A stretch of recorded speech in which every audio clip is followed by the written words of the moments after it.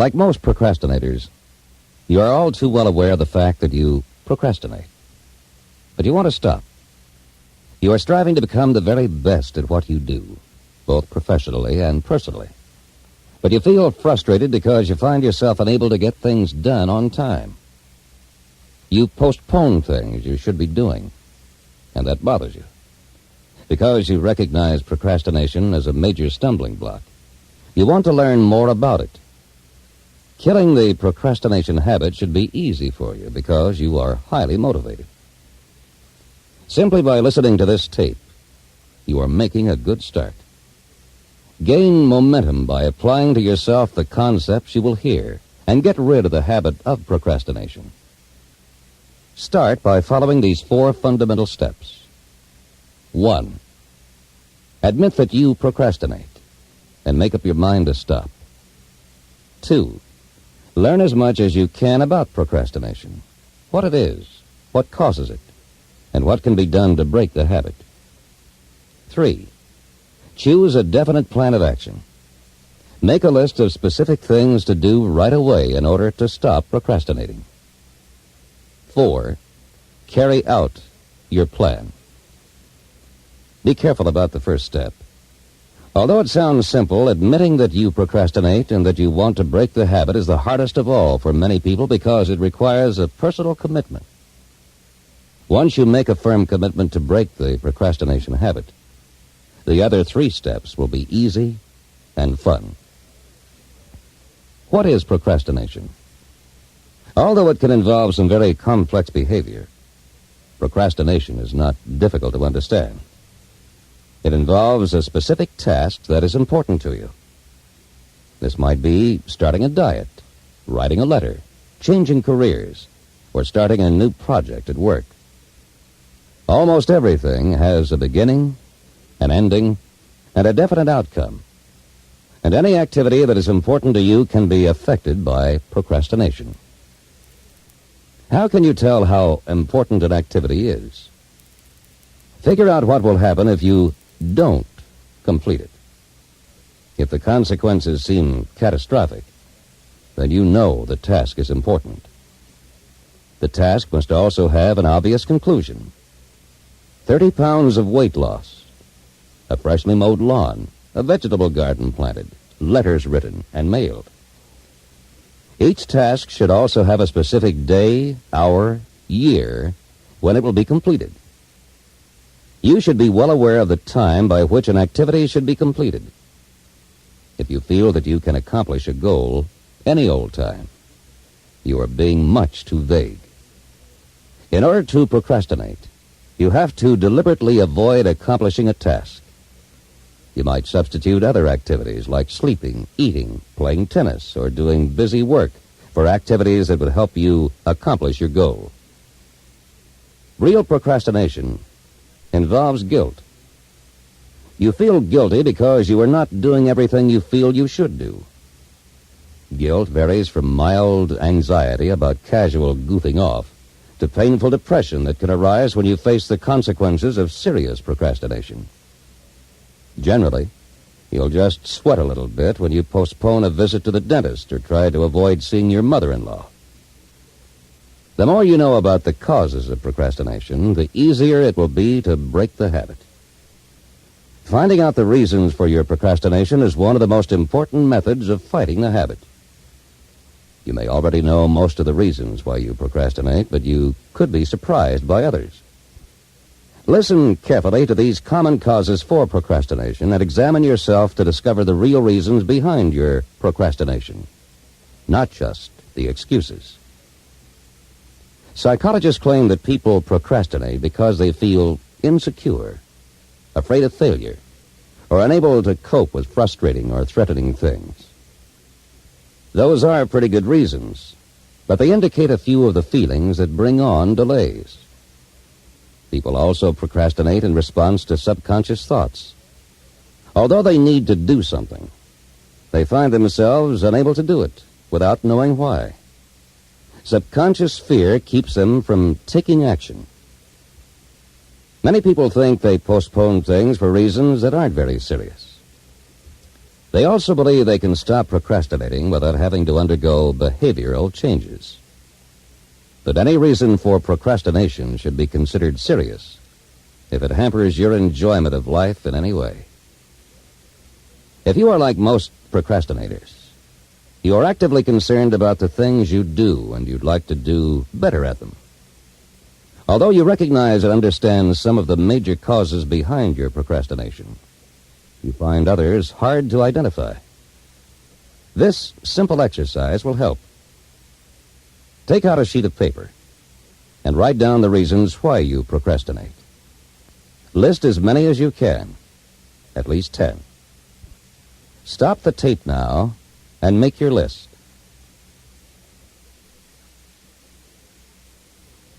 Now, as you listen to this section of the tape, compare your list with what you hear.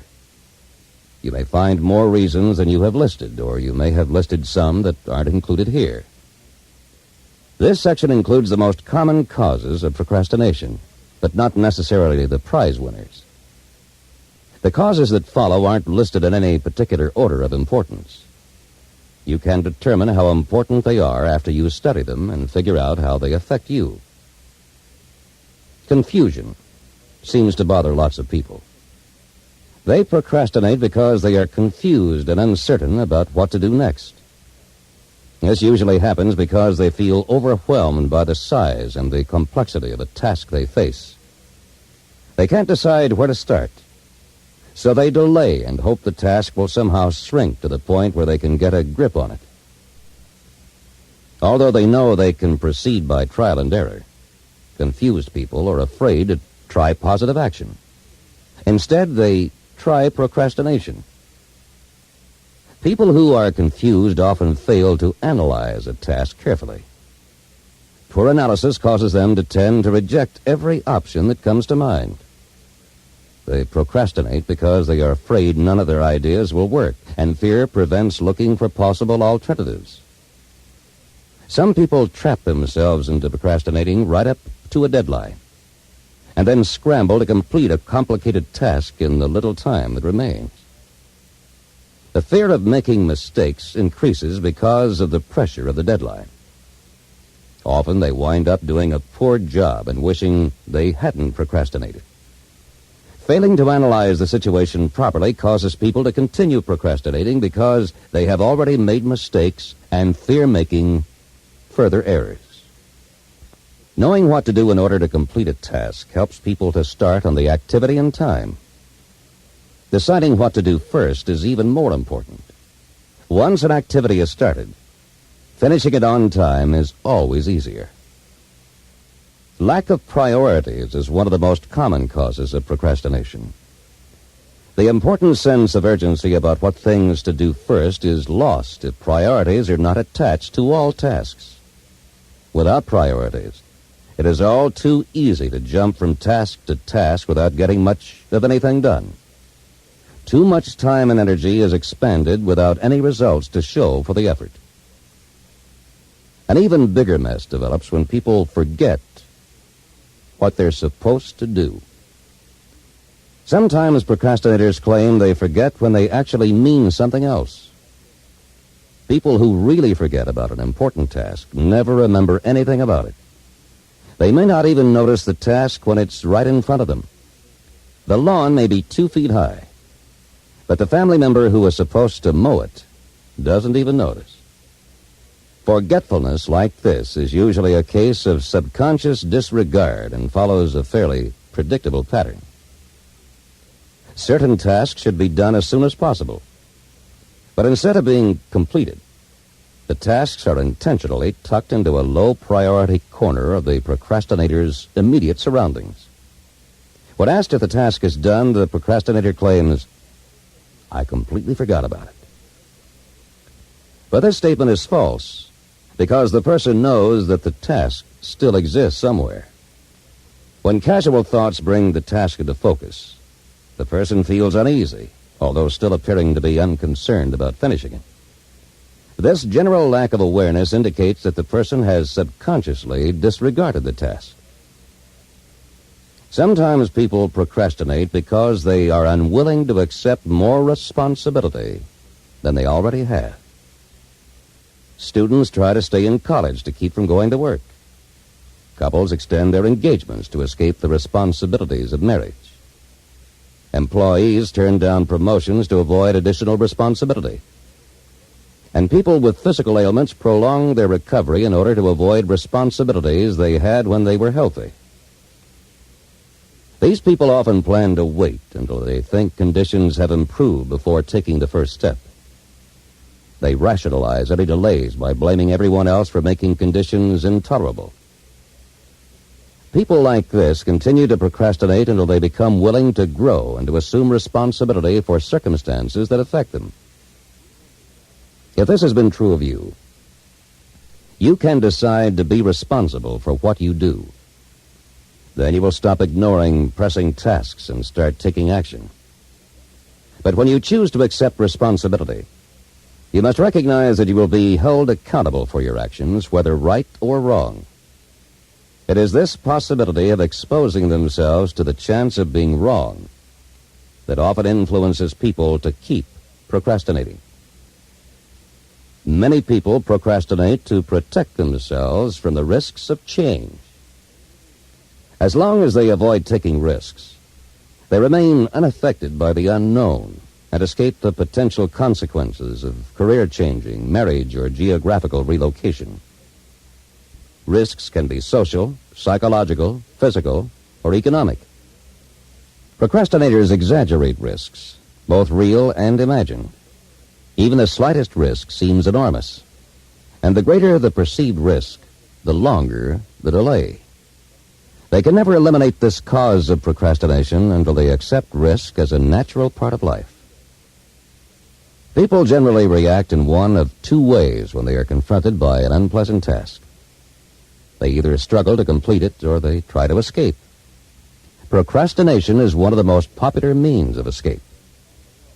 Sometimes people escape from unpleasant tasks to spend time alone collecting their thoughts so they can start back to work refreshed. But more often, people try to escape from a difficult task altogether. Deadlines, however, are hard to escape. Stress, tension, and anxiety continue to grow until all tasks are completed and deadlines met. Those who try to escape must eventually search for ways to finish their tasks. Otherwise, the conditions that made them want to escape in the first place are just compounded. Worry sets in if needed tasks are ignored for too long. A little worrying is fine, but when it gets out of hand, worry can cause people to try to escape the task at hand rather than to face and complete it. Worry also builds into anxiety, a sense of apprehension or fear over an anticipated misfortune.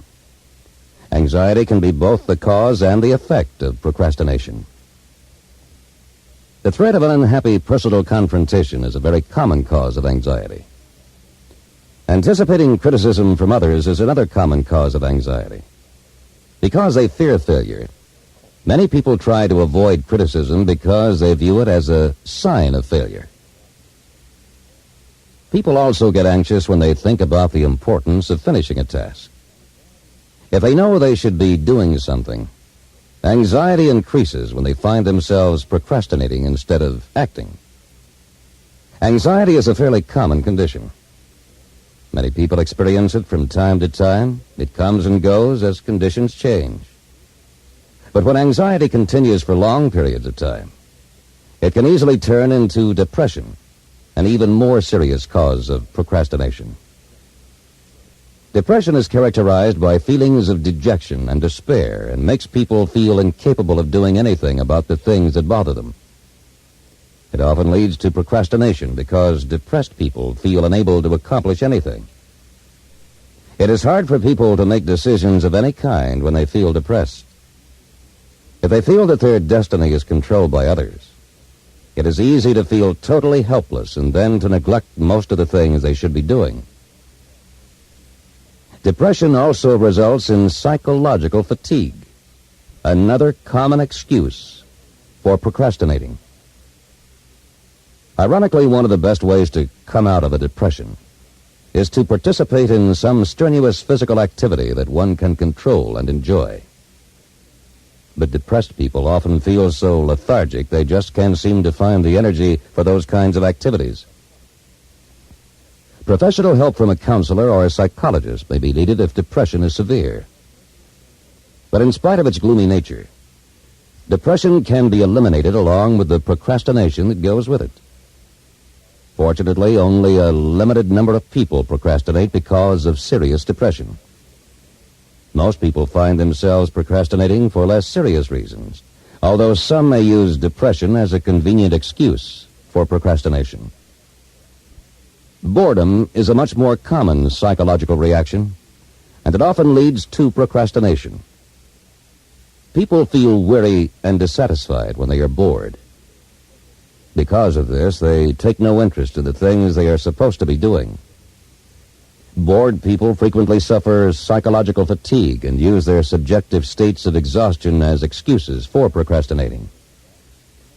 However, it is possible to alter the way of doing a task to make it more interesting. The main strategy for overcoming boredom lies in adopting a changed attitude toward the situation. Enthusiasm and energy both relieve boredom, but physical and psychological fatigue are major causes of procrastination. Physical fatigue comes from hard labor, overexertion, or nervous exhaustion. People are usually interested in completing their tasks as quickly as possible when they are physically fatigued, but they lack the energy necessary to continue. They procrastinate simply because they're too tired to keep going. Psychological fatigue shows many of the same symptoms: exhaustion, weariness, and lack of energy. But psychological fatigue comes from boredom, apathy, and lack of interest, not from working too hard. The difference between the two is especially important when people want to stop procrastinating. Physical fatigue calls for rest. Psychological fatigue requires both rest and a change in motivation toward the task. Fatigue is only one of the many health-related causes of procrastination. Many others not only bring about delays and postponements, but cause confusion as well. When they feel physically incapable of doing something, people are likely to procrastinate. A bad back, poor eyesight, lack of strength, an injury, or illness are all reasons for postponing activities that need to be done. But delays often continue long after the physical disability is gone. Then procrastination, not physical incapacity, is the culprit. Procrastination is compounded by failure to correct disabilities that can be relieved. One who delays an automobile trip because of poor eyesight but postpones a visit to the optometrist for a new prescription compounds procrastination. One who avoids physical labor because of back pain but puts off going to a doctor for treatment is guilty of procrastination, which may not only be dangerous to health, but can also seriously hamper getting on with other aspects of life. Most procrastinators experience anxiety when physical disabilities keep them from doing the things they need to do. However, a few people are malingerers. They only pretend to feel bad and deliberately use real or imagined disabilities as reasons for shirking responsibility of any kind. They don't feel any remorse or anxiety about their behavior, nor do they intend or desire to eliminate their disabilities as long as they benefit from them. Dependent people procrastinate because they feel unable to do things for themselves. They postpone significant tasks until someone helps them or does the task for them. People like this are almost totally dependent upon the skill, strength, or knowledge of others. Sometimes they readily admit their dependence, but in most cases, they deny it. Examples of this kind of procrastination are widespread. Executives postpone writing important letters or preparing reports until their favorite secretaries return from vacation. A father waits to discipline his child until his wife is present. Quarterbacks hesitate to call previously successful plays if regular players are sidelined with injuries. If procrastinators like these are successful in getting help from others, they develop a regular pattern of dependent behavior, which they use as long as it pays off. They quit procrastinating only when they see the advantages of independence and develop a desire to do things for themselves. Dependent people turn to others because they feel unable to fend for themselves. Some others seek a personal advantage by procrastinating in a deliberate attempt to use other people. Their strategy is to wait until someone else becomes impatient and offers to help. This is an effective way for procrastinators to avoid a task or to escape responsibility for the end results. Although people generally avoid being manipulated, they can easily be taken in by a procrastinator who recognizes an opportunity to slough off his responsibilities.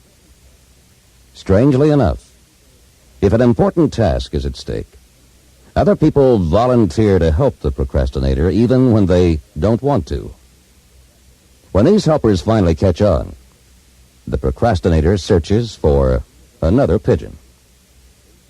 Sometimes the shoe is on the other foot. The procrastinator is the one who is manipulated. Pressure from other people, even if it's unintentional, can also cause procrastination. Many people know why they procrastinate. The reasons can generally be traced to conditions they bring on themselves. If you work hard to control the conditions that cause you to procrastinate, you can usually stop. But if procrastination is caused by external pressures you can't control, it will be a lot harder to stop. Pressure can come from parents, employers, roommates, or spouses. It can very easily steer you in directions you would rather avoid. Employees postpone vacations because their bosses want them to work. Couples postpone marriage in the face of parental opposition. Career changes are postponed because one spouse objects. Pressure like this can be applied over long periods of time. It may be of a social, psychological, physical, or economic nature, but it is persistent. Those who allow external pressures to control them will have a hard time taking command of their behavior. They will continue to procrastinate until they identify the sources of pressure, devise ways of regaining control of life, and begin making their own choices. Consideration for others is important, but controlling one's own life and making one's own decisions is even more important. Many people procrastinate when they face a very monotonous task that is tedious, uninteresting, lacks variety, and offers no incentive or reward. Until the fundamental characteristics of the task are changed, they will continue to procrastinate. You've seen why many people procrastinate. You probably recognize some of these as your own reasons for procrastinating. There is a certain amount of comfort in the fact that you are like lots of other people who have trouble with postponements and delays, but resist the temptation to use this fact as an excuse for continuing such unsatisfactory behavior. Now that you have started to explore the reasons for your procrastination, you are taking a big step forward. Begin by making a list of all the reasons or causes for your own procrastination. Be completely honest. No one else needs see your list. Stop the cassette player and write out your list.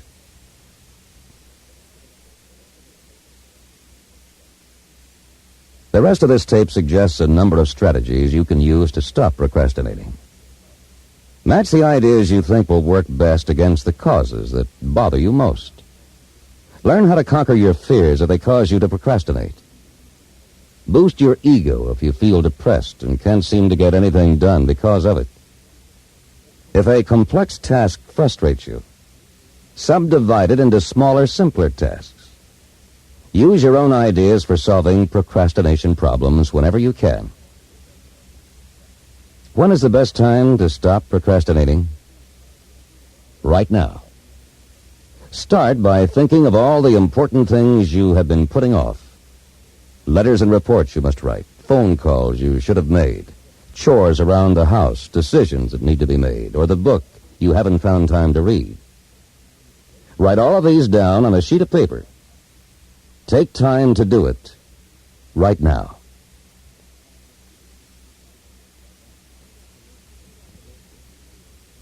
Now, Take out the list that you made earlier of the reasons for your own procrastination. Compare the two lists. The things you should be doing and your reasons for not doing them. If the things you should be doing are really important, it will be impossible for you to reconcile the two lists. You will see that your reasons are in reality only excuses. You will want to stop procrastinating and start getting things done as soon as you realize this. Some of the suggestions that follow deal with you and the way you behave. Others relate more to situations you can fall into. Decide which ideas can help you the most and start using them right away. Review the two lists you have made. As you hear suggestions that apply to items on your lists, make a note of them next to the items they would correct as a reminder to yourself. As your confidence builds, continue to listen to the tape and start using other suggestions. Be sure to plan your work carefully in order to avoid starting off in a dozen different directions. Keep up your enthusiasm even when you encounter difficulties. Accept mistakes if and when you make them, and choose to do better each day. The first suggestion is the key to all of the others, because everything you do hinges upon how you feel about yourself and your work. If you are happy, you will finish sooner, have fewer problems, and enjoy the happiness of others. On the other hand, if you are angry or dissatisfied, work seems to drag on and on. Unhappy people make more mistakes, and the people around them go out of their way in order to avoid them. Being happy and feeling positive about yourself helps you with everything you do. You might have to work at it. You can start by thinking happy thoughts. Consciously put fear, anger, and frustration out of your mind. Be happy toward other people. Look for happy, satisfying things in your environment. Laugh at things you think are funny. Read books and see movies that make you feel happy. You will stop procrastinating much faster if you get into the habit of being happy. Developing a healthy, happy attitude will help you to work enthusiastically on whatever you've been putting off. Do it now. You'll find that enthusiasm and happiness are contagious. Another important step that will help you stop procrastinating is to know yourself. Take time to find out why you are bothered by procrastination. Think about your capabilities, your limitations, and the levels of achievement that are open to you. Take time to make written lists of your personal strengths and assets and the opportunities that are available. Write out your goals for your life in general, for your career, your family, and your personal happiness. List both long-range goals and short-range objectives, those you want to achieve this month, this week, or even tomorrow. Examine your goals and objectives to see if they are really attainable. Recall your history of successes and failures. Try to predict what lies in the future. Compare yourself to others you admire, especially if you are often evaluated in competitive situations. Clarify your self-image and get to know who you are. Learn to recognize and understand your moods. They are conscious states of mind in which emotions gain control of your behavior. Make them work for you rather than against you. You might have to change your mood before starting to work on a task, especially if you feel like procrastinating.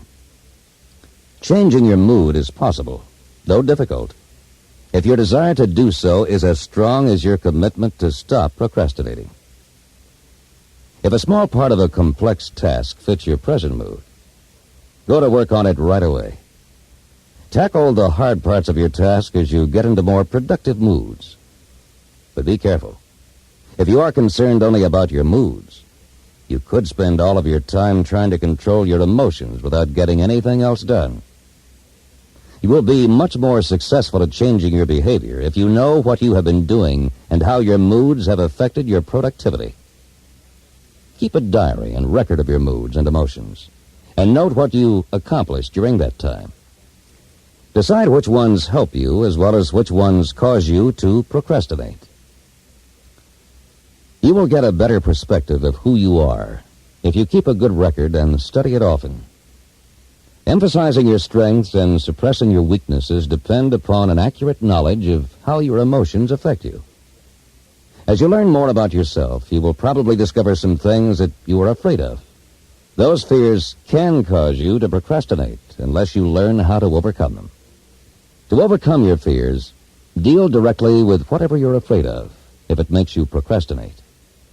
Write down everything you think will go wrong with a task if all of your fears about doing it come true. Then write down how you would handle each problem, as if it were the only thing you had to worry about. Then begin to take action on your plan. Your fears quickly evaporate when you discipline yourself to do this little exercise rather than allowing your fear to encourage procrastination. This is the end of Side A.